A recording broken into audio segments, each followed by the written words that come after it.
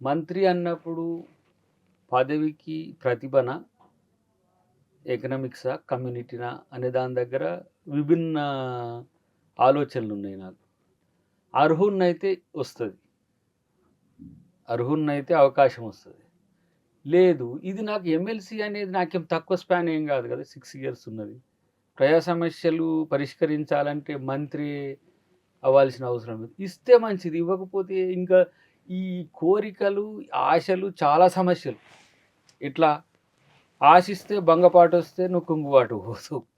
అవును. సో, పని చేసుకుంటూ ప్రతిదాన్ని సంతృప్తికరంగా చేసినావనుకో, ఇప్పుడు 20 సంవత్సరాల్లో ఏ పదవి రాలేవు. వార్డ్ మెంబర్ గూడా కాలేదు నేను. అయితే ఆగిన్నా నేను. ఎక్కడ నా సాధ్యమైనంత వరకు నేను సహకరించే ప్రయత్నం చేసిన. నా స్థాయిగా అందాన్ని పై వాళ్ళకి చెప్పే ప్రయత్నం చేసిన. కొన్ని అయినయి, కొన్ని కాలే. మాలమానాడు అధ్యక్షునిగా చేసిన, తెలంగాణ జేఏసీ నాయకునిగా వచ్చిన పేరుకు చేసిన, కాంగ్రెస్ పార్టీలో ఉండి కొట్లాడుతున్నప్పుడు కొందరికి సహకరించగలిగిన, ఇప్పుడు ఎమ్మెల్సీగా సహకరిస్తా. రేపు ఇంకేదైనా నా లైఫ్ ఏమైనా నేనెప్పుడు కూడా ప్రజా జీవితమే కదా! నేను ఎట్లా ఉన్నా. అవును. బట్ ప్రజా జీవితంలో నేనెంత సిన్సియర్‌గా ఉన్నా, నేనెంత కమిట్మెంట్‌తో ఉన్నా, నేనెంత భిన్నత్వంతో ఉన్నా, నేనెంత నిజాయితీగా ఉండే ప్రయత్నం చేస్తున్నా అనే కోణం ఆలోచిస్తా గానీ, హోదాలతో వస్తది. ఇప్పుడు ఎమ్మెల్సీ కాగానే అందరూ చాలామంది రెస్పెక్ట్ చేస్తారు, మంచిగా గౌరవిస్తారు, చెప్పిన పనిలో